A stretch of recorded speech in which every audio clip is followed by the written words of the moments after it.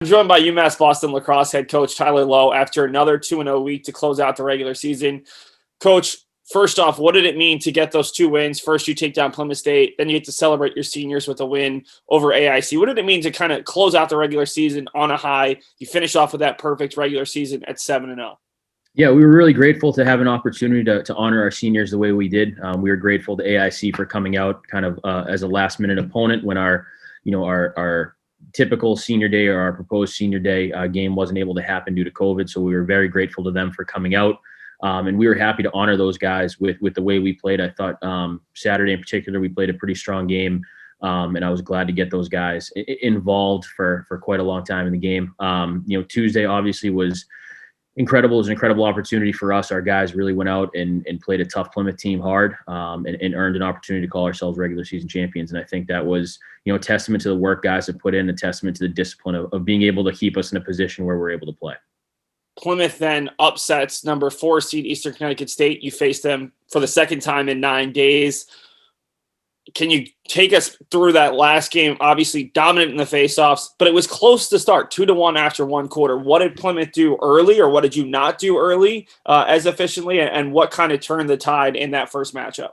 Sure. I think it's, a little bit unique given the circumstances that we're, 7 or 8 games in now, and still, we're still finding ourselves in a lot of ways. I think typically by the time it gets to playoff time, we have a pretty good idea of who we are. I think we're still a team that hasn't played our best lacrosse yet and has our best lacrosse in front of us. And I think the Plymouth game was a testament to that. They're a tough team. They're a hardworking team. They're a very well-coached team. They've always been those things. And I think for us, we need to make sure, with practice today and mindset tomorrow, that we're prepared to kind of really find the best version of ourselves in the field. This is the 4th consecutive postseason you'll face them, but it's a different coach. With Gordon Webb, former UMass Boston coach, longtime Plymouth State coach, he always made different adjustments, and you'd have to react. Different coach, you've only faced him once, but what kind of adjustments do you expect Plymouth might make, or what kind of adjustments do you need to make heading into the second matchup? Yeah, he's a great coach. We're certainly going to expect some adjustments, certainly going to expect them to come ready to play. I think from our end, like I said, we're still trying to find the best version of ourselves and really put that together for 60 minutes. We've had some great lacrosse. We've played in spurts, whether it be a quarter or a half, but I think we're really excited for the opportunity tomorrow to come out and put a full 60 minutes together.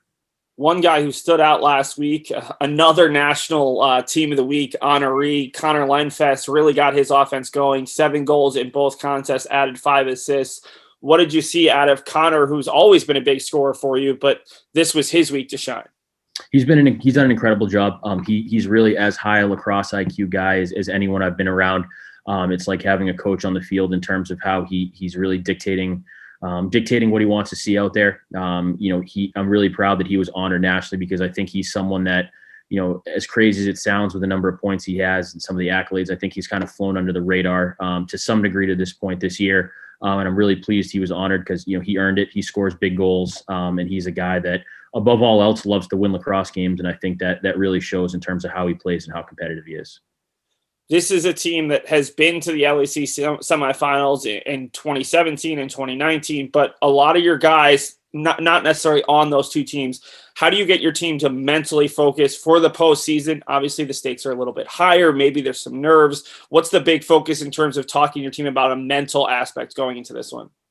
Sure. I think for us, it's, we rely a lot on our leaders, and though they might not have, competed in playoff lacrosse in this jersey necessarily, a lot of our leaders are guys that are transfers that have competed for programs that have won national championships, that have been in a national championship mix at other institutions, at other levels of NCAA lacrosse. And we rely a ton on those guys to really set the tone. I think for us, it really goes back to how we prepare for each game. I think we have a mindset that, like I said, we're trying to find the best version of ourselves. No game is necessarily bigger or smaller than any other one. If we're playing a team in another jersey, the expectation is that we're putting our best foot forward, and that's going to be no different on Thursday. Finally, if you do win on Thursday, it's a very quick turnaround to Saturday in the LEC championship game. You'll face either number 2 Keene or number 3 WestCon. How do you as a coaching staff prepare for that very quick turnaround where you don't have 48, 72 hours to look at the film, especially potentially against Keene, who you haven't seen this year, but also what's the big focus in terms of physically getting the guys ready when you have so little time in between games? Yeah, absolutely. I mean, I think, I've talked about it before and in these interviews. I think, we rely on Alexa and Jeff quite a bit in terms of keeping our guys healthy and keeping our guys feeling good. Our focus right now is going to be on a tough Plymouth team on Thursday. For us, everyone has a quick turnaround. Everyone's in a similar situation. So, we're really keeping our guys focused on the things we need to do tomorrow night. And hopefully if we're fortunate enough to be there, Thursday at 9:30 or 10 o'clock at night, we'll turn the focus to Saturday. Well, Coach, I hope that the focus is on Saturday after Thursday's game. Good luck to the Beacons on Thursday night. Thanks, Seth.